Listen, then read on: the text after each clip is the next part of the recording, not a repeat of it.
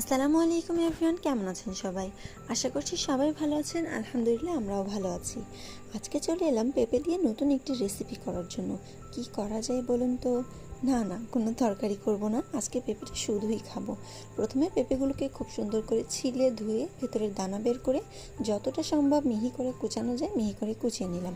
আপনারা চাইলে কুড়নি দিয়েও কুচাতে পারেন। তারপর নিয়ে নিলাম 3-4 চামচ চিনি, 1 টেবিল চামচ লবণ, পরিমাণ মতো তেঁতুল, মাড় করে নিলাম 4-5টা কাঁচা ঝাল এবং সামান্য একটু লেবুর পাতা। এই সব উপকরণগুলো দিয়ে এবার পেঁপেটাকে খুব সুন্দর করে মাখিয়ে নিব। হ্যাঁ ভিউয়ার্স, আমরা সব উপকরণ দিয়ে পেঁপেগুলোকে খুব সুন্দর করে মাখিয়ে নেব।